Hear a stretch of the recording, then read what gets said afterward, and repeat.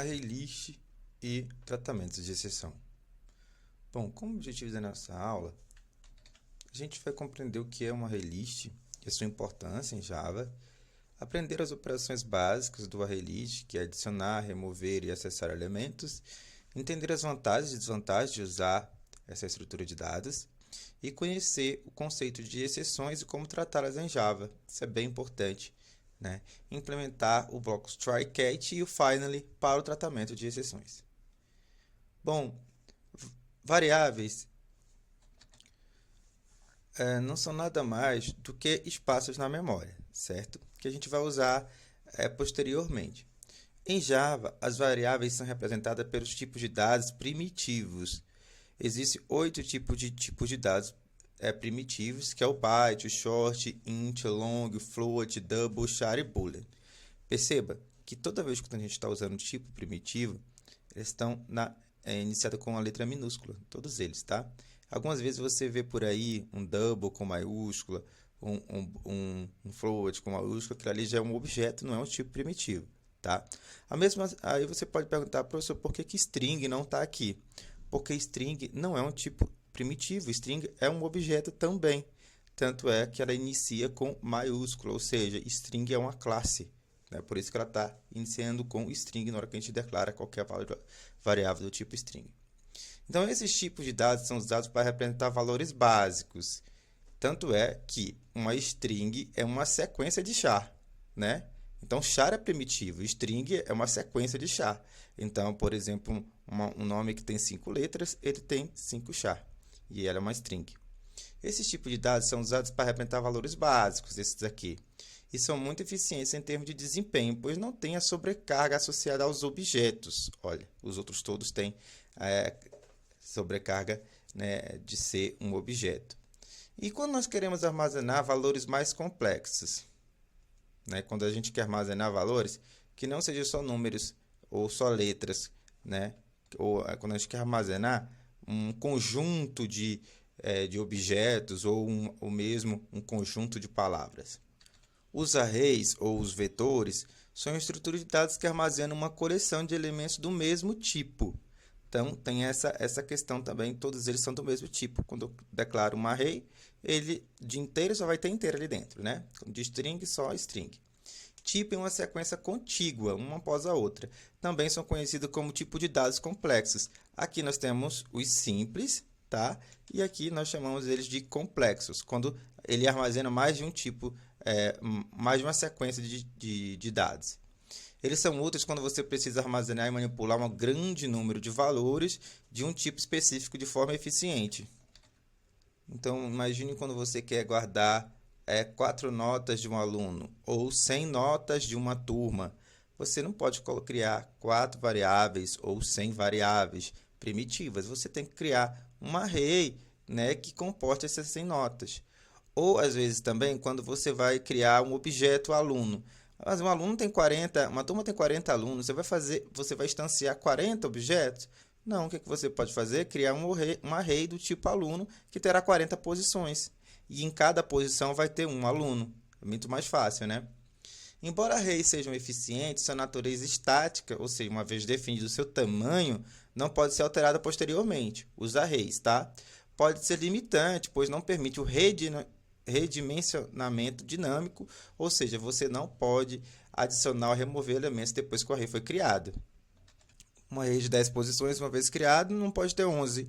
20 não pode ter 21, ou diminuir para 19. É estático, né? E aí que a gente tem essa estrutura de dados aqui, ArrayList, né? O que é o ArrayList? É uma classe do pacote java.util e util que oferece uma alternativa mais flexível e dinâmica para os arrays tradicionais. Diferentemente dos arrays, uma ArrayList pode aumentar e diminuir de tamanho conforme necessário. Então, é bem mais interessante quando você não conhece o tamanho dos dados que você vai armazenar, né? Então, por exemplo, uma turma, ela tem capacidade para 40 alunos, mas se surgir mais um, né? Ele permite adicionar, remover e acessar elementos de maneira mais eficiente e é amplamente utilizado quando o número de elementos pode variar ao longo do tempo. Olha só como é que a gente faz a criação de uma array list, tá? Perceba como é muito parecido com um objeto qualquer. Digamos, se eu tivesse aqui, quisesse instanciar um objeto de um aluno. Primeiro, coloca aluno, a referência para esse objeto e somente depois se instancio. Aqui é a mesma coisa, você coloca a array list, aqui o tipo, que pode ser um objeto ou pode ser um, um, uma string, um integer. Veja que não é um tipo primitivo, tá vendo? Ó, integer. E depois vocês têm que instanciar também, tá? Vamos ver como é que isso funciona na prática. Criar um pacotezinho aqui para a gente trabalhar. Array list.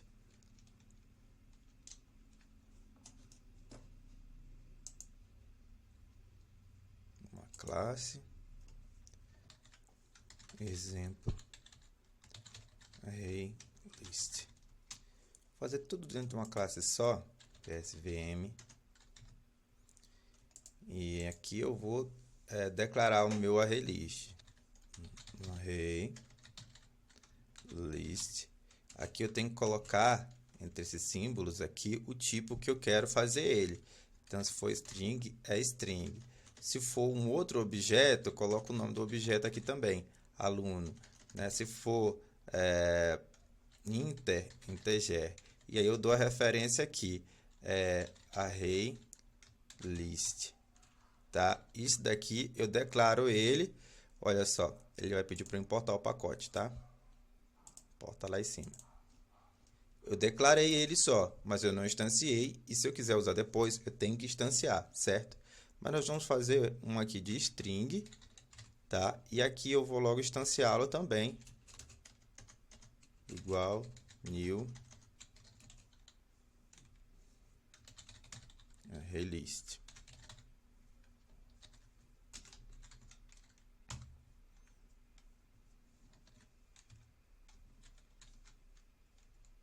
Certo? Então, veja, pessoal, é muito parecido com um objeto qualquer. Ó, é porque eu não tenho nenhum objeto aqui. Vou colocar um aluno aqui, só para vocês verem como é. Ele também é um objeto, né? Colocar um aluno só para eu fazer aqui, ó. Aluno, aluno1 igual new aluno. Olha só, é a mesma coisa. Os dois são objetos. Aqui é um objeto do tipo aluno e aqui é uma estrutura de dado array list do tipo string, tá? E o que eu posso fazer também? Criar um array list do tipo aluno. Olha só que interessante também. Porque meu aluno já é também um objeto, eu posso colocar qualquer objeto aqui dentro. E aqui o meu array list vai acessar tudo que tem de aluno, tá bom? Tudo que tem new é um objeto, né? E aí, aqui nós vamos aprender a adicionar um elemento no nosso array list, olha.